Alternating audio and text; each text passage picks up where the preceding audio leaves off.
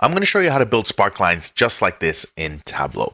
So if you want to follow along, the dataset is available down below. I'm going to open up a brand new sheet. So keep this in mind when you're building a Sparkline. We are not building a pure line chart, because when we build a line chart that looks like this, for example, right, and I've got profit, there's a lot of detail in this, right? You'll have labels, you'll have colors, you'll have all sorts of things going on. And we don't want that in a Sparkline. What we actually want in a Sparkline is for it to be rather simplistic. So you're going to have just a few values like that, and you're not going to have an access generally or any additional formatting, and you're going to have a lot of these, right? So that's the beauty of a Sparkline. So we're going to go ahead and build that.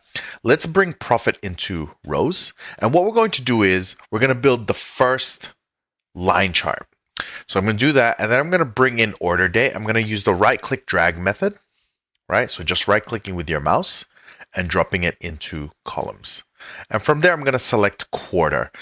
Quarter is not super detailed, but you don't want it to also be, completely flat where it tells you nothing. So you're trying to find that balance. So I'm going to switch this to quarter, like so. And the secret to this is, and let me just get this back to what we had as before, right? So the secret to doing this efficiently is you want to format it now before we cut it up, right, into multiple Sparklines.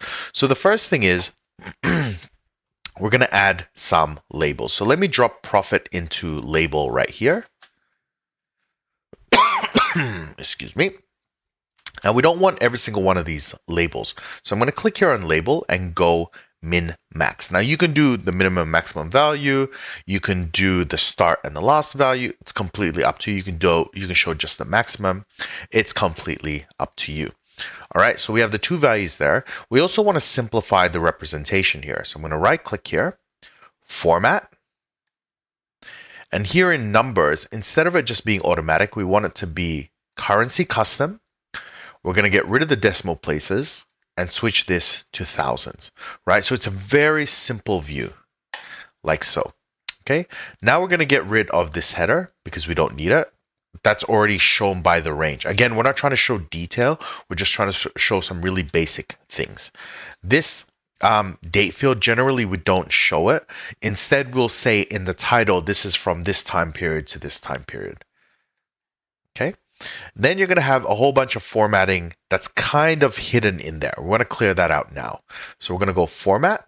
And here in the squares, right, in the borders, we're going to turn off this one, row and column divider, right? So you can see I've actually already turned them off. Okay, or they may not show because we haven't split it up yet, but that's fine. I try and do just as much as I can at the beginning.